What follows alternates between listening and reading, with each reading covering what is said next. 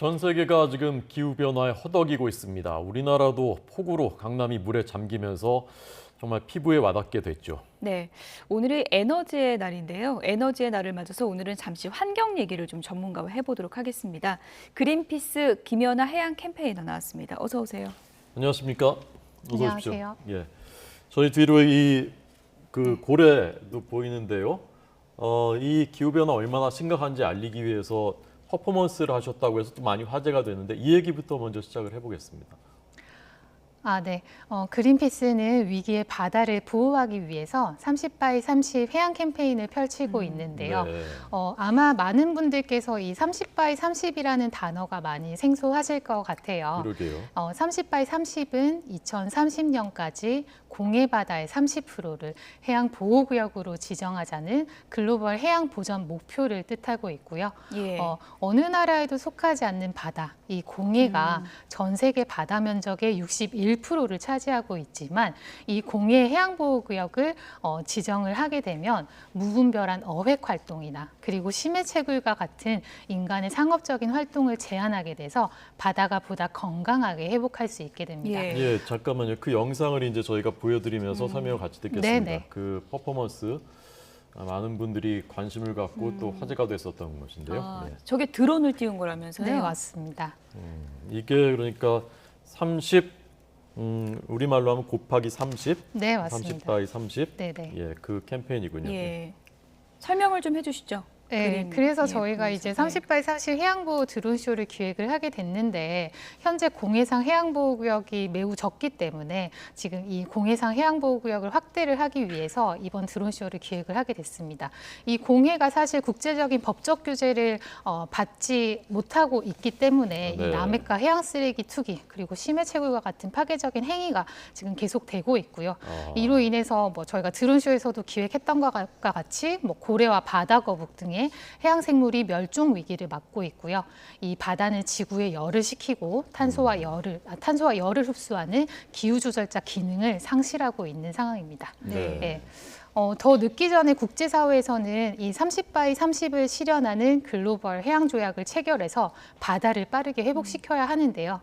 현재 지금 뉴욕 유엔 본부에서는 해양 생물 다양성 보전 협약 정부 간 회의가 8월 26일까지 개최되고 있는 가운데 네. 이번 회의에서 이 보호구역 지정을 포함한 전 세계 바다 보호를 위한 의제들을 논의하고 있는 중입니다. 예, 지금 뭐 그림 저희가 큰 화면으로 좀 보여주시면요. 밤하늘에 그러니까 드론이 불빛으로 이제 수를 놓은 건데 300대 드론이 이제 투입이 됐다고 그러고 네, 맞습니다. 너무 좀 아름다워서 또 시민들도 많이 왔을 것 같아요. 네, 맞아요. 현장에 그 서울숲 공원에서 저희가 진행을 했는데 2,000명이 넘는 시민분들이 참여를 해주셨고요. 저희 그린피스는 시민분들과 함께 한국을 비롯한 세계 리더들에게 이 강력한 예. 글로벌 해양조약 체결을 촉구하기 위해서 이번 유엔 회의 기간 동안 해양보호 드론쇼를 기획을 하게 됐습니다. 네. 2030년까지 공해의 30%를 해양보호구역으로 지정하자라는 뜻이라고 합니다. 이 기후변화가 다 근본적으로는 바닷물 온도가 너무 오르면서 이렇게 촉발되고 있다고 합니다. 저 고래는 무슨 특별한 의미를 담은 겁니까? 네, 그 최근에 드라마 통해서도 고래에 대한 네. 관심이 많이 높아지고 우영우 좋아하시는 변호사 얘기하는 맞습니다. 거죠? 예, 예. 좋아하시는 분들이 많이 늘어났는데요. 네. 사실 최근 폭염에 이어서 기록적인 폭우까지 극심한 기후 변화가 계속되고 있고 아마 많은 시민분들께서도 체감을 하고 계실 것으로 생각을 하고 있습니다. 사실 기후 변화로 뜨거워지는 지구를 식히고 건강하게 유지하기 위해서는 이 기후 조절자 역할을 하는 바다를 반드시 보호해야만 하는데요. 네, 네. 바다는 정말 고맙게도 대기 중에 탄소와 열을 흡수를 해서 지구에 열을 내리는 기후 해결사 역할을 하고 있기 때문입니다. 특히 말씀해 주셨던 것처럼 이 거대한 몸집을 자랑하는 고래는 정말 어마어마한 양의 탄소를 흡수를 하고 있는데요. 네. 극지방에서부터 열대 바다까지 전 세계 바다를 누비는 이 고래는 죽을 때는 깊은 심해 바닷속으로 가라앉게 됩니다. 이때 고래가 가지고 가는 이산화탄소의 양이 33톤이나 된다고 하는데요. 33톤이요. 예, 저희가 사실 나무 한 그루가 매년 흡수하는 이산화탄소의 양이 약 22kg 정도가 되기 때문에 아. 나무 수천 그루를 심는 것만큼이나 이 고래 한 마리를 보호하는 것 또한 우리 지구를 보호하는 데 있어서 꼭 필요한 일인 겁니다. 아, 네. 그렇군요. 오늘 저희가 이제 그린피스 관계자를 모셔서 이렇게 또 환경에 대한 얘기를 나누는 이유 중에 하나가 이제 오늘의 에너지의 날이기 때문인데 에너지의 날을 잘 기억 못하고 지나치시는 분들이 많을 것 같아요. 사실 어떤 의미가 있는 건지 좀 설명도 간략하게 좀 해주시죠. 네네. 오늘 8월 22일은 에너지의 날인데요. 에너지의 중요성을 알리고 그리고 화석연료의 가다한 사용으로 인한 지구 온난화 문제에 대한 이 인식 제고를 하기 위해서 2004년 처음 제정되게 됐습니다.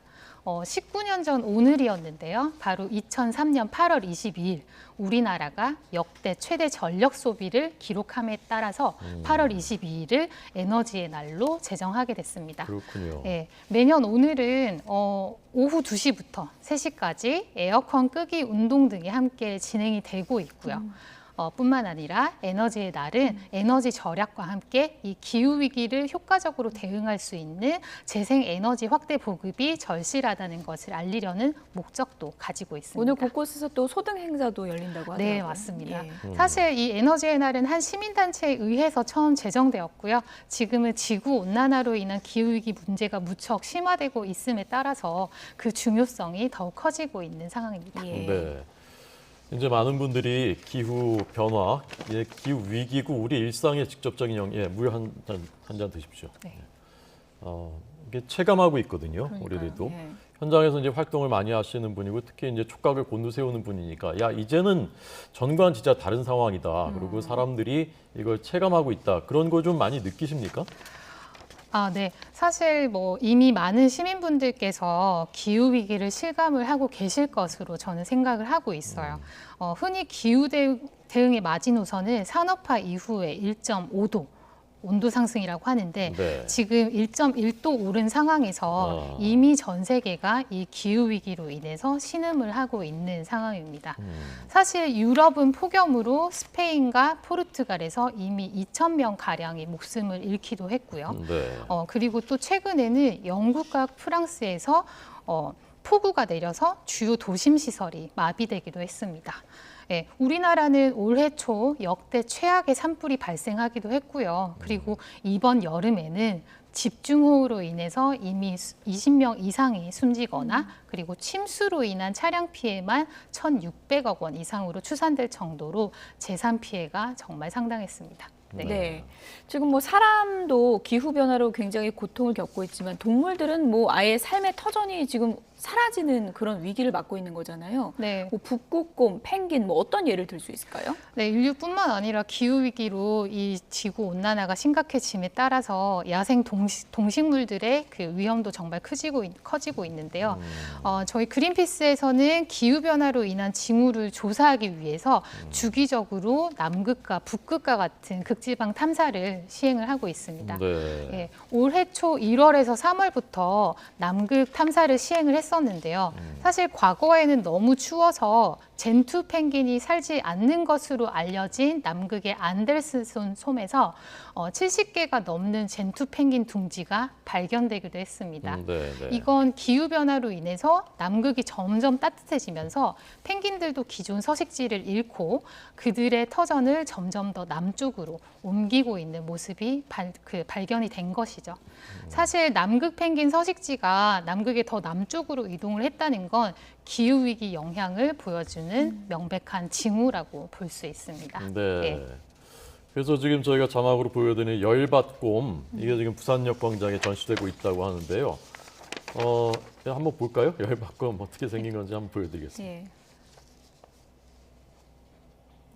볼이 빨가네요. 네네. 지금 오늘 부산역에서 진행되는 열받곰 전시는 저희 그린피스가 에너지의 날을 맞아서 재생에너지 확대를 촉구하기 위해서 지금 기획을 했는데요. 네. 열받곰은 보다 많은 시민분들에게 이 기후위기의 심각성을 알리기 위해서 제작한 너비 5m, 높이 6m의 초대형 북극곰 캐릭터를 뜻합니다. 네.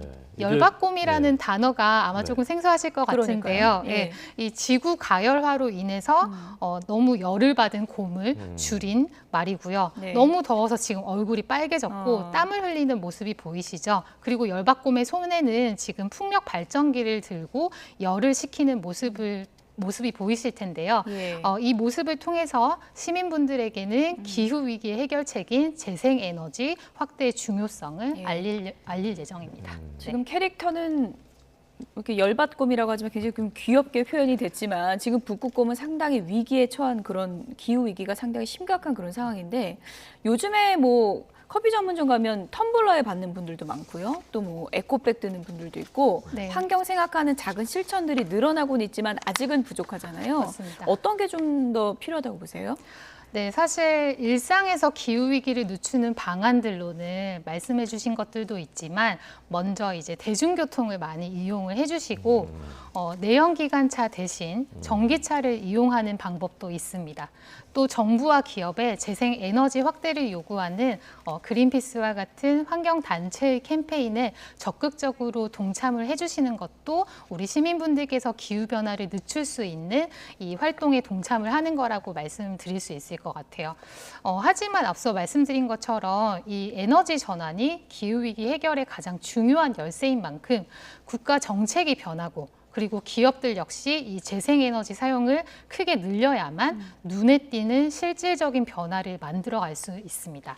따라서 우리 일상 속에서 사용하는 제품이 어떤 에너지로 만드는지 알아보고 친환경 에너지로 만들어진 제품을 구매하는 것도 우리 시민분들과 소비자분들께서 할 수 있는 중요한 실천이라고 말씀드릴 수 있을 것 같아요. 네. 감사합니다. 지하철로 출퇴근을 하는 저로서는 조금 마음이 좀 놓이기도 하지만 만족하지 말고 자족하지 말고 각자의 자리에서 할 수 있는 거 한 걸음씩 더 하는 것 이게 우리 기후를 지키고 일상을 지키는 길이라는 생각을 다시 한번 했습니다. 오늘 김연하